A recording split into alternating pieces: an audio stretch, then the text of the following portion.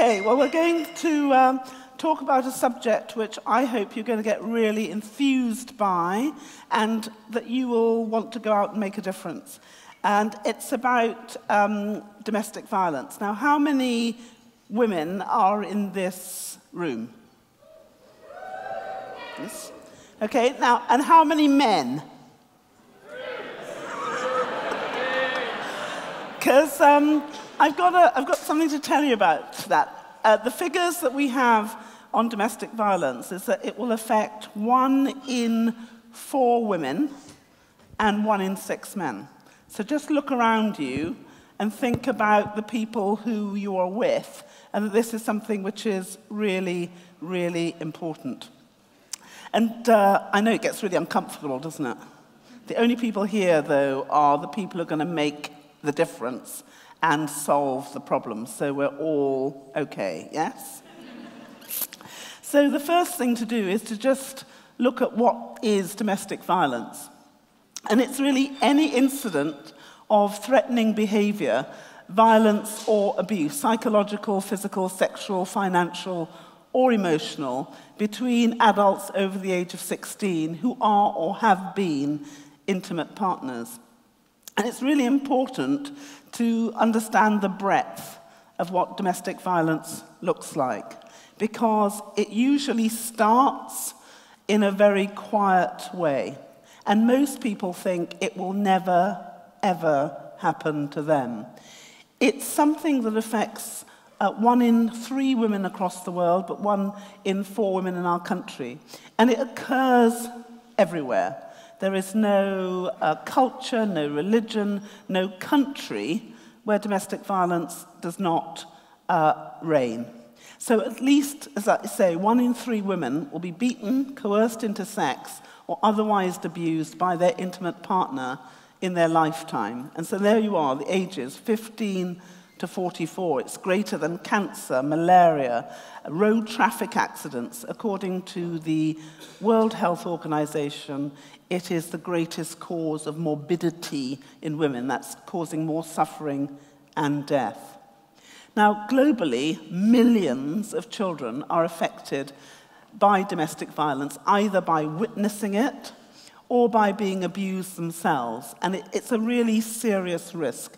And women and men who live in such relationships create quite a toxic environment for their children, and children don't thrive in that situation. They tend to not meet their developmental milestones, not meet their emotional milestones, and they can be affected by this for the whole of their life. And we know that it will have lasting damage.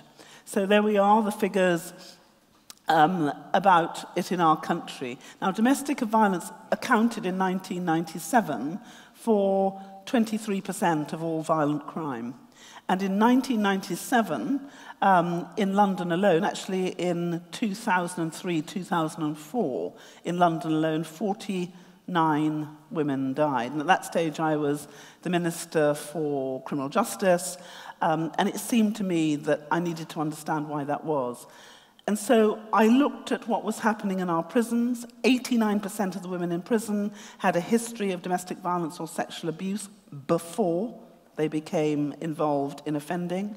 I had 2/3 of the children in the criminal justice estate, youth estate, who came from domestic violence homes. And when I looked at the male estate, where many of the perpetrators were incarcerated, they too had been, 2/3 of them, victims of domestic violence or lived in domestic violence homes when they were kids. So I was absolutely determined to do something about it. Now, most people, when I told them that I wanted to do something about it, and I was made chair of the interministerial group, said I was quite mad. Now, I know that there are some officials from my old Home Office department here. And I was told, when I said I want to change this, I want to reduce the number of deaths, I want to reduce the number of grievous bodily harm, I want to reduce the number of people who are affected actual bodily harm, and I want to make sure kids don't suffer from this anymore. They started by telling me that that was very bold, Minister. Then when I said I was going to publish the fact that I wanted to do this, they said, now you're being very brave. And then when I said I was going to have an action plan that I was going to publish that too, they said, now you're being truly courageous. Now, we all know that means you are slightly bonkers, you are totally bonkers, now you're certifiable. But I believed that change was possible. And I believed that together we could change this. So in 2003, 2004, before Obama, I said, together we can.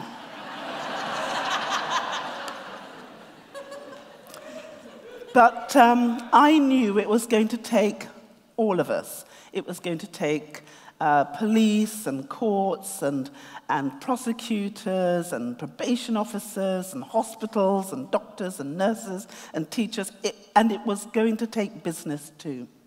And so I had to work out how were we going to do this. And I thought I'd start with the money. And you know, the government today really cares a lot about money. So I thought, let's see how much it's costing us as a country. It was costing us £23 billion a year. That was 3.1 billion for public sector, 2.7 billion for business, loss of profitability, and 17 billion was pain, injury, loss and suffering. So what we did is we disaggregated the 3.1 billion. 1.1 billion of that was mine. I was criminal justice. It was costing me 1.1 billion a year. But it was costing health 1.2 billion. And that wasn't including domestic violence in relation to children, mental health, and it wasn't including lots of those other costs that roll on. So what we did is we decided together we would change it. And together, all the ministers, we met every single month, once every month. And I understand there were people in my government who would run from me when they knew I was coming down the corridor. Because it was like, she's going to ask me, what are my DFE figures like? But look at what we did. In 2005, we started the Corporate Alliance because that 2.7 billion cost to business was like a tax. And unless you were Rockefeller and didn't mind paying a lot of tax, this is what was happening. Domestic violence now costs our country 1.9 billion because we've reduced it. But look at the nature of it. 75% of domestic violence victims are targeted at work. Now, what that means is if you run away from your partner, the one place they quite often know where you can be found is at work. So they'll text you, they'll phone you, they can loiter outside your workplace. And so 56% of abused women are late for work at least 5 times a month. 28% of abused women leave work early at least 5 times a month, and 54% of abused women miss at least 3 full days of work a month. So just think about the impact that that's having on the workplace. And when I wanted to do this in 2005, I thought I better start with the Home Office. Let's see if we were to implement these targets and these approaches that we were suggesting everybody else should do, what should happen. And I remember being told, it's fine, Minister, we've got a policy. Yeah, we've got a policy, and very, very few people have ever come forward on domestic violence. It's really not a great problem. So I said, indulge me.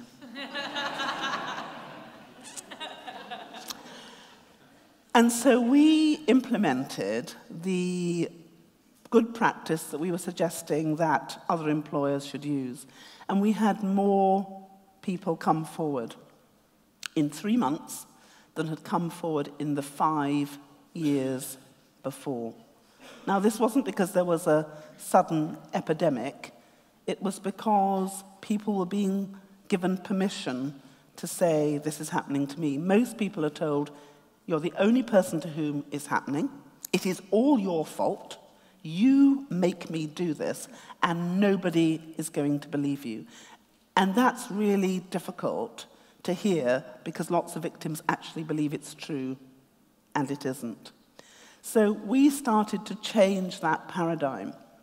And I believed that together we could make a difference, and together we did.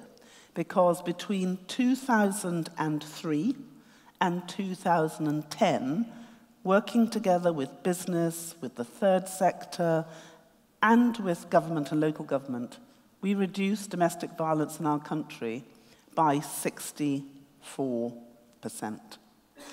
And as a percentage of violent crime, domestic violence went from 23% in 2003, 2004 actually, to 14% in 2009, which is the last figures just before we left government. And domestic violence homicide rate has been significantly reduced. And I've used the figure for London. 47, 49 people died in 2003, 2004. That's women. 2/3 of those women had 2 or 3 children. Each death was costing the criminal justice system £1.1 million. So if you care about nothing other than money, look at this. Money, money, money, money, money, money, money, money, money, money. So if you're not fiscally incompetent, you may be able to read. And when I asked, and I told you I was quite dangerous to know, the unsuspecting lead at the Metropolitan Police happened to turn up at a lunch where they thought they were safe. And at the table was, guess who? So it was 2011, and before I said it, they said, I know you want to know what the figures, how many have died? And I said, how did you guess? And it was fantastic news, and the lead police officer, who's a wonderful woman, said to me, you will be pleased, because last year in 2010, only 5 women died in London as a result of the work we had done collectively together. Now, because I am, and I was, honestly, I was pleased, albeit I did say, well, it should have been 0, so we still have work to do. But what these figures demonstrate is that if we have a cohesive approach across all the sectors, we can fundamentally change things, fundamentally. And I want you all to know that just by being here tonight and listening, you will, whether you like it or not, change somebody's life.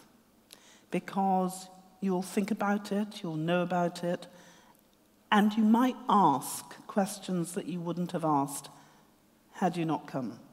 And I want to just tell you a little story about why I'm absolutely convinced, and this has happened to me tonight.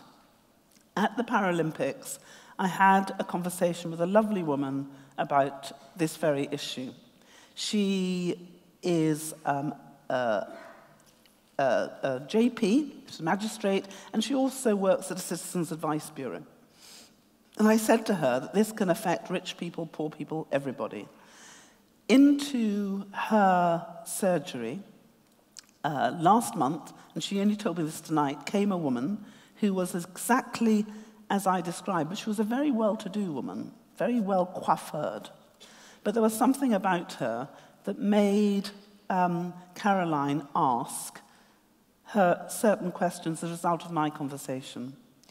And within a very short time, because she'd given this woman an opportunity to talk, the woman disclosed to her that she was a domestic violence victim, she had a very wealthy husband, she was absolutely desperate, she'd never claimed benefit, and she was verging on suicidal. And if Caroline hadn't had the conversation, she told me tonight, that she wouldn't have given the woman perhaps space to disclose because she wouldn't have known the signs to look for. So I want to say thank you to each and every one of you, not only for coming to this lecture, but for listening, and I hope remembering, because there will be someone, whether it's a friend, a cousin, a relative, who will need you the next time you ask, "How are you?" They'll need you to wait, to listen for the answer, and then to be there if they are able to tell you that things are really screwing up in their lives and they need someone to walk with them. So all things are possible. And because of what we did here in the United Kingdom, we've tried to spread our message all over the world. In 2006, I shared what we were doing with our colleagues in Spain. But I said to them, don't do what we do. Go to where we would like to be if we were starting again. It's a matter for you, but these are all the things we screwed up on, and these are the things we would do again if we could. The Spanish, 8 of them, they took our approach, they ran with it, they've honed a fantastic Spanish approach of their own. They have cut familial homicide in Spain by 25% in 4 years. So women and men and children are alive today because of what we are all collectively doing, who would not have been had we not joined together. So it makes a huge difference. And as a result, we've created the Eliminate Domestic Violence Global Foundation. As you see, I'm a very unambitious woman. We've joined the UN Women's Expert Panel and assisted with drafting the UN policy in December 2001. We've conducted a full in-country assessment in Turkey. We've launched EDV India in February 2012. And in India, there's a bridal burning every 2 hours of every day.